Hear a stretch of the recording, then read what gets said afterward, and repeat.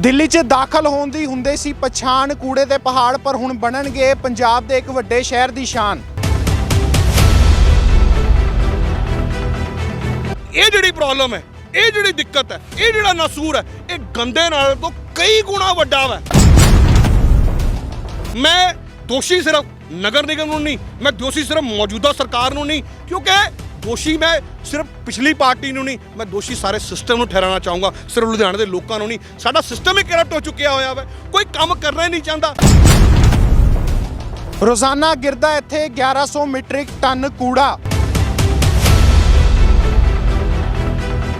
ਮਨਾਲੀ ਦੇ ਪਹਾੜਾਂ ਦਾ ਨਜ਼ਾਰਾ ਹੁਣ ਤੁਹਾਨੂੰ ਮਿਲੇਗਾ ਪੰਜਾਬ ਦੇ ਇੱਕ ਵੱਡੇ ਸ਼ਹਿਰ ਦੇ ਵਿੱਚ।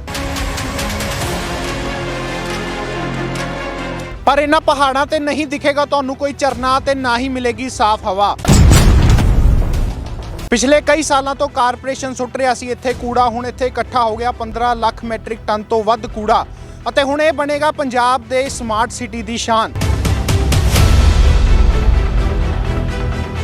ਔਰ ਇਹ ਡੰਪ ਜਿਹੜਾ ਕੂੜੇ ਦਾ ਵਾ, ਇਹ ਕੋਈ 9-10 ਸਾਲਾਂ ਤੋਂ ਨਹੀਂ ਲੱਗਿਆ ਸਨਮ ਜੀ। ਇਹ ਲੁਧਿਆਣੇ ਸ਼ਹਿਰ ਦਾ ਜਿਹੜਾ ਡੰਪ ਹੈ, ਦੱਸਿਆ ਜਾਂਦਾ ਵਾ ਕਿ 25-30 ਸਾਲ ਪੁਰਾਣਾ ਡੰਪ ਹੈ। 25-30 ਸਾਲਾਂ ਤੋਂ ਕੂੜਾ ਇੱਥੇ ਇਕੱਠਾ ਹੋ ਰਿਹਾ ਵਾ। ਉਹਦੀ ਪ੍ਰੋਸੈਸਿੰਗ ਕਿਉਂ ਨਹੀਂ ਸਹੀ ਤਰ੍ਹਾਂ ਹੋ ਪਾ ਰਹੀ, ਕਿਉਂ ਨਹੀਂ ਹੋਈ ਹੁੰਦੀ ਹੈ?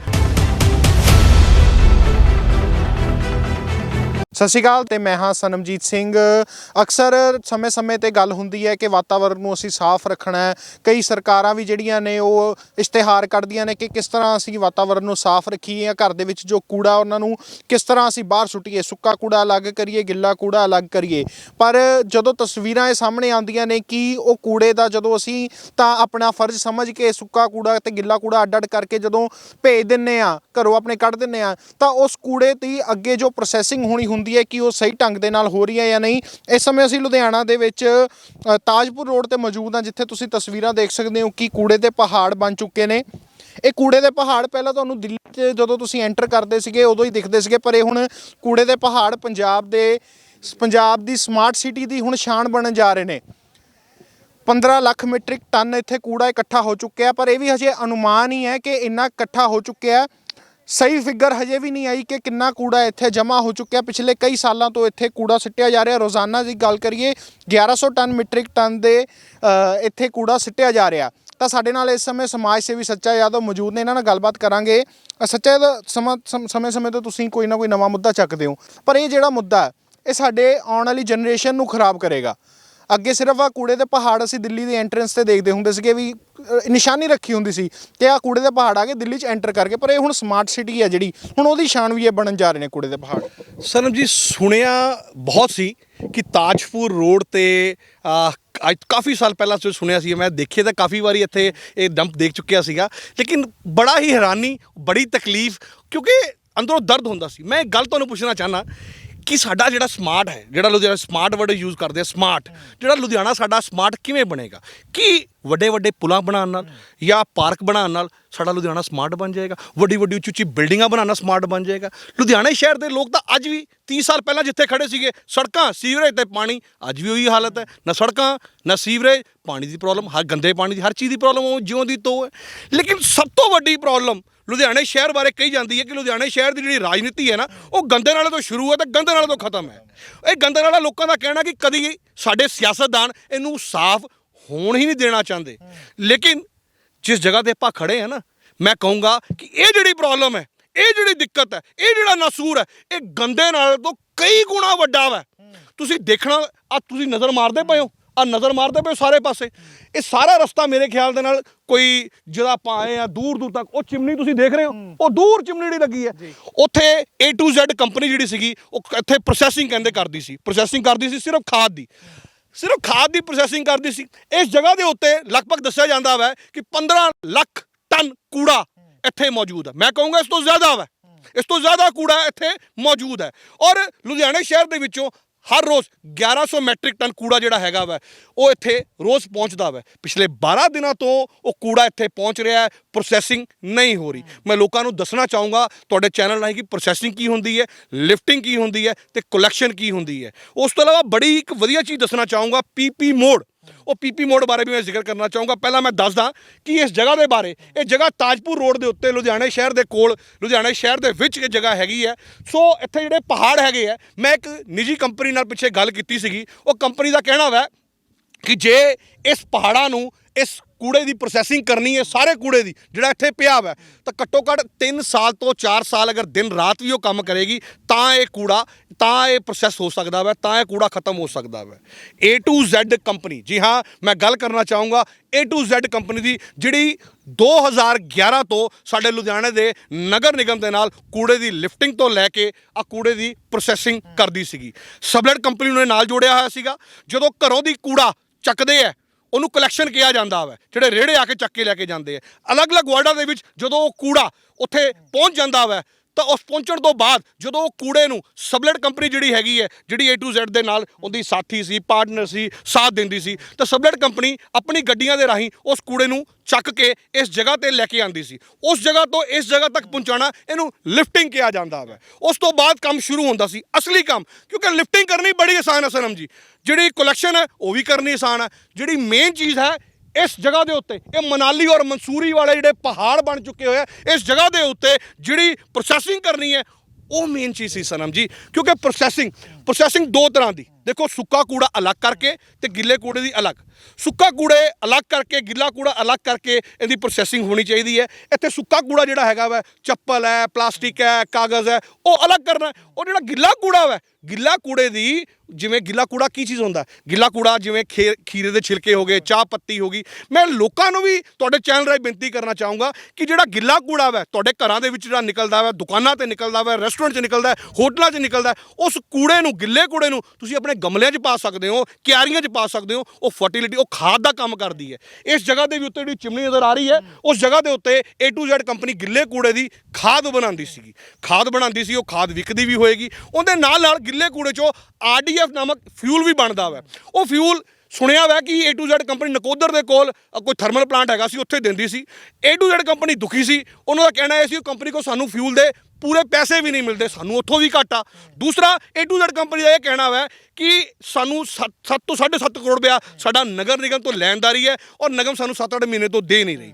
ਨਗਰ ਨਿਗਮ ਦਾ ਕਹਿਣਾ ਵਾ ਕਿ ਕੋਵਿਡ ਦਾ ਟਾਈਮ ਸੀ, ਲੋਕਡਾਊਨ ਦਾ ਟਾਈਮ ਸੀ, ਸਾਡੇ ਕੋਲ ਪੈਸੇ ਨਹੀਂ ਸੀ, ਥੋੜਾ ਜਿਹਾ ਕੋਆਪਰੇਟ ਕਰਨਾ ਪੈਂਦਾ। ਠੀਕ ਹੈ, ਉਹਨੇ 45 ਦਿਨ ਪਹਿਲਾਂ ਨੋਟਿਸ ਦਿੱਤਾ, ਉਸ ਤੋਂ ਬਾਅਦ 12 ਦਿਨ ਉੱਤੇ ਹੋਰ ਹੋ ਗਏ, ਲਗਭਗ 2 ਮਹੀਨੇ ਦਾ ਟਾਈਮ ਹੋ ਗਿਆ ਹੋਇਆ ਵਾ। ਅੱਜ ਤੁਸੀਂ ਹਿਸਾਬ ਲਗਾਓ ਕਿ 12 ਦਿਨਾਂ ਤੋਂ ਕੂੜੇ ਦੀ ਪ੍ਰੋਸੈਸਿੰਗ ਨਹੀਂ ਹੋਈ। 1100 ਮੈਟ੍ਰਿਕ ਟਨ ਕੂੜਾ ਰੋਜ਼ ਇੱਥੇ ਆ ਰਿਹਾ, 15 ਲੱਖ ਟਨ ਪਹਿਲਾਂ ਮੈਟ੍ਰਿਕ ਟਨ ਕੂੜਾ ਇੱਥੇ ਪਹਿਲਾਂ ਹੀ ਮੌਜੂਦ ਹੈ। ਹੋਰ ਥੋੜੇ ਦਿਨ ਨਾ ਹੋਈਏ, ਪਹਾੜ ਹੋਰ ਉੱਚੇ ਹੋ ਜਾਣਗੇ। ਬਿਲਕੁਲ ਹੋਣਗੇ ਜੀ, ਇਹ ਪਹਾੜ ਬਹੁਤ ਉੱਚੇ ਹੋਣਗੇ। ਔਰ ਇਹ ਪਹਾੜ ਜਿਹੜੇ ਹੈਗੇ ਆ, ਇਹ ਨਾਸੂਰ ਹੈ, ਲੋਕਾਂ ਲਈ ਬਿਮਾਰੀਆਂ ਵਾ। ਸੋਚ ਕੇ ਦੇਖੋ, ਜਦੋਂ ਇਹਨਾਂ ਪਹਾੜਾਂ ਦੇ ਉੱਤੇ ਪਾਣੀ ਪੈਂਦਾ ਹੋਏਗਾ, ਇਹ ਜ਼ਮੀਨ 'ਚ ਰਿਸਦੇ ਹੋਣਗੇ, ਔਰ ਟੌਕਸਿਕ ਹਵਾ ਦੇ ਵਿੱਚ ਜਦੋਂ ਫੈਲਦੇ ਹੋਣਗੇ, ਉਹ ਸਾਹ ਲੈਣ ਦੇ ਵਿੱਚ ਲੁਧਿਆਣੇ ਸ਼ਹਿਰ ਦੇ ਲੋਕਾਂ ਦੇ ਕਿੰਨੇ ਕਿਲੋਮੀਟਰ ਤੱਕ ਇਹ ਹਵਾ ਜਾਂਦੀ ਹੋਊਗੀ? ਦੇਖੋ, ਪੂਰਾ ਲੁਧਿਆਣੇ ਦੇ ਵਿੱਚ, ਪੂਰੇ ਲੁਧਿਆਣੇ ਦਾ ਕੂੜਾ ਵਾ, ਲੁਧਿਆਣੇ ਦੇ ਲੋਕਾਂ ਦਾ ਕੂੜਾ। ਮੈਂ ਦੋਸ਼ੀ ਸਿਰਫ ਨਗਰ ਨਿਗਮ ਨੂੰ ਨਹੀਂ, ਮੈਂ ਦੋਸ਼ੀ ਸਿਰਫ ਮੌਜੂਦਾ ਸਰਕਾਰ ਨੂੰ ਨਹੀਂ, ਕਿਉਂਕਿ ਦੋਸ਼ੀ ਮੈਂ ਸਿਰਫ ਪਿਛਲੀ ਪਾਰਟੀ ਨੂੰ ਨਹੀਂ, ਮੈਂ ਦੋਸ਼ੀ ਸਾਰੇ ਸਿਸਟਮ ਨੂੰ ਠਹਿਰਾਉਣਾ ਚਾਹੂੰਗਾ, ਸਿਰਫ ਲੁਧਿਆਣੇ ਦੇ ਲੋਕਾਂ ਨੂੰ ਨਹੀਂ। ਸਾਡਾ ਸਿਸਟਮ ਹੀ ਕਰਪਟ ਹੋ ਚੁੱਕਿਆ ਹੋਇਆ ਵਾ, ਕੋਈ ਕੰਮ ਕਰਨਾ ਹੀ ਨਹੀਂ ਚਾਹੁੰਦਾ। ਜੇ ਕੰਮ ਕਰਨਾ ਅਸੀਂ ਚਾਹੁੰਦੇ ਹੁੰਦੇ ਨਾ, ਤਾਂ ਇੰਦੌਰ ਦੀ ਤਰ੍ਹਾਂ ਇੰਦੌਰ ਜਾ ਕੇ ਸਾਨੂੰ ਦੇਖਣਾ ਚਾਹੀਦਾ ਵਾ। ਇੰਦੌਰ ਦਾ ਨਗਰ ਨਿਗਮ ਦੀਆਂ ਟੀਮਾਂ ਗਈਆਂ ਤਾਂ ਸੀਗੀਆਂ ਦੇਖਣ, ਬਿਲਕੁਲ ਗਈਆਂ ਸੀਗੀਆਂ ਜੀ। ਇੰਦੌਰ ਦੀ ਨਗਰ ਨਿਗਮ ਦੀ ਟੀਮ ਗਈ ਵੀ ਸੀਗੀ, ਲਗਭਗ ਮੇਰੇ ਖਿਆਲ ਦੇ ਨਾਲ ਅਗਸਤ ਸਤੰਬਰ 'ਚ ਗਈ ਸੀ। ਉਹਨਾਂ ਨੇ ਆ ਕੇ ਰਿਪਰੈਜ਼ੈਂਟ ਵੀ ਕੀਤਾ ਹੋਏਗਾ, ਆ ਕੇ ਦੱਸਿਆ ਵੀ ਹੋਏਗਾ। ਫਿਰ ਕਿਉਂ ਨਹੀਂ ਜਜ਼ਬਾ ਕੋਸ਼ਿਸ਼ ਕੀਤਾ ਗਿਆ? ਹਮੇਸ਼ਾ ਇਹੀ ਤਰਜ਼ ਕਿਉਂ ਦਿੱਤਾ ਜਾਂਦਾ ਵਾ ਕਿ ਟਾਈਮ ਲੱਗਦਾ ਵਾ, ਹਰ ਚੀਜ਼ ਨੂੰ ਟਾਈਮ ਲੱਗਦਾ ਵਾ। ਹੋਰ ਕਿੰਨਾ ਟਾਈਮ ਚਾਹੀਦਾ ਵਾ ਸਾਨੂੰ? 4 ਸਾਲ ਸਰਕਾਰ ਨੂੰ ਇਸ ਨੂੰ ਹੋ ਚੁੱਕੇ ਹੋਏ ਆ। ਪਿਛਲੀ ਸਰਕਾਰ ਨੇ 5 ਸਾਲ ਕਰਤੇ ਜਦੋਂ ਕੰਪਨੀ ਆਈ ਸੀ। ਔਰ ਇਹ ਡੰਪ ਜਿਹੜਾ ਕੂੜੇ ਦਾ ਵਾ, ਇਹ ਕੋਈ 9-10 ਸਾਲਾਂ ਤੋਂ ਨਹੀਂ ਲੱਗਿਆ ਸਨਮ ਜੀ। ਇਹ ਲੁਧਿਆਣੇ ਸ਼ਹਿਰ ਦਾ ਜਿਹੜਾ ਡੰਪ ਹੈ, ਦੱਸਿਆ ਜਾਂਦਾ ਵਾ ਕਿ 25-30 ਸਾਲ ਪੁਰਾਣਾ ਡੰਪ ਹੈ। 25-30 ਸਾਲਾਂ ਤੋਂ ਕੂੜਾ ਇੱਥੇ ਇਕੱਠਾ ਹੋ ਰਿਹਾ ਵਾ। ਉਹਦੀ ਪ੍ਰੋਸੈਸਿੰਗ ਕਿਉਂ ਨਹੀਂ ਸਹੀ ਤਰ੍ਹਾਂ ਹੋ ਪਾ ਰਹੀ, ਕਿਉਂ ਨਹੀਂ ਹੋਈ ਹੁੰਦੀ ਹੈ? ਹੁਣ ਵੀ ਨਗਰ ਨਿਗਮ ਸੁਣਿਆ ਵਾ A to Z ਪਾਸੇ ਹੋ ਗਈ, ਕੰਮ ਛੱਡ ਗਈ। ਕਿਉਂਕਿ ਕਿਹਾ ਜਾਂਦਾ ਵਾ ਕਿ ਉਹਦਾ ਕਹਿਣਾ ਸੀਗਾ ਕਿ ਦੇਖੋ ਜੀ, 7.5 ਕਰੋੜ ਰੁਪਏ ਲੈਣਾ ਸੀ, ਵਿੱਚੋਂ ਦੀ 2-3 ਕਰੋੜ ਰੁਪਈਆ, 2-2.5 ਕਰੋੜ ਰੁਪਈਆ ਤਾਂ ਕੋਈ ਮਿਸਟਰ ਗਰੇਵਾਲ ਹੈ, ਪਾਲ ਸਿੰਘ ਗਰੇਵਾਲ ਹੈ, ਉਹਨਾਂ ਦਾ ਤੇਲ ਡੀਜ਼ਲ ਦਾ ਵੀ ਅਸੀਂ ਦੇਣਾ ਸੀਗਾ, ਤੇ ਜਿਹੜਾ ਗੱਡੀਆਂ ਵਿੱਚ ਪੈਂਦਾ ਸੀਗਾ। ਤੇ ਉਸ ਤੋਂ ਇਲਾਵਾ ਮੈਂ ਦੱਸਣਾ ਚਾਹੂੰਗਾ ਕਿ ਰੋਜ਼ ਦਾ 3.5 ਲੱਖ ਰੁਪਈਏ ਦੇ ਕਰੀਬ, 3.5 ਲੱਖ ਰੁਪਈਏ ਦੇ ਕਰੀਬ ਇੱਕ ਦਿਨ ਦਾ ਜੇ ਕੰਪਨੀ ਲੈ ਰਹੀ ਸੀਗੀ, ਤਾਂ ਹਿਸਾਬ ਲਗਾਓ ਕਿ 1 ਮਹੀਨੇ ਦਾ ਕਿੰਨਾ ਹੋ ਗਿਆ। 1 ਸਾਲ ਦਾ 12.70 ਕਰੋੜ ਦੇ ਕਰੀਬ ਹੋ ਗਿਆ, ਔਰ 9 ਸਾਲਾਂ ਦਾ 137 ਕਰੋੜ ਰੁਪਇਆ ਕੰਪਨੀ ਨੂੰ ਅਸੀਂ ਦੇ ਚੁੱਕੇ ਹੋਏ ਹਾਂ। ਔਰ ਕਿਹਾ ਜਾਂਦਾ ਵਾ ਕਿ ਜਿਹੜੀ company C A to Z, ਇਹ ਮਿਨੀਮਮ ਰੇਟ ਤੇ, ਬਹੁਤ ਘੱਟ ਰੇਟ ਤੇ ਕੰਮ ਕਰ ਰਹੀ। ਹੁਣ ਕੋਈ ਕੰਪਨੀ ਇਸ ਰੇਟ ਤੇ ਕੰਮ ਨਹੀਂ ਕਰੇਗੀ, ਕੋਈ ਕੰਪਨੀ ਨਹੀਂ ਆਏਗੀ। ਜੇ ਕੰਪਨੀ ਉਹ ਆਏਗੀ, ਜੇ ਉਹ ਕੰਪਨੀ ਜਿਹੜੀ ਵੀ ਕੰਪਨੀ ਹੁਣ ਆਏਗੀ, ਉਹ ਇਸ ਰੇਟ ਨਾਲੋਂ ਪਲੱਸ 'ਚ ਨਹੀਂ ਮਲਟੀਪਲਾਈ 'ਚ ਕੰਮ ਕਰੇਗੀ। ਉਹ ਮਲਟੀਪਲਾਈ ਦਾ ਬੋਝ ਕਿੰਦੇ ਤੇ ਪਏਗਾ? ਨਗਰ ਨਿਗਮ ਤੇ। ਨਗਰ ਨਿਗਮ ਮੀਨਸ ਲੁਧਿਆਣੇ ਸ਼ਹਿਰ ਦੀ ਜਨਤਾ ਤੇ ਪਏਗਾ। ਹੁਣ ਇਹਦਾ ਹੱਲ ਸਨਮ ਜੀ ਜਨਤਾ ਤੇ ਪਏਗਾ।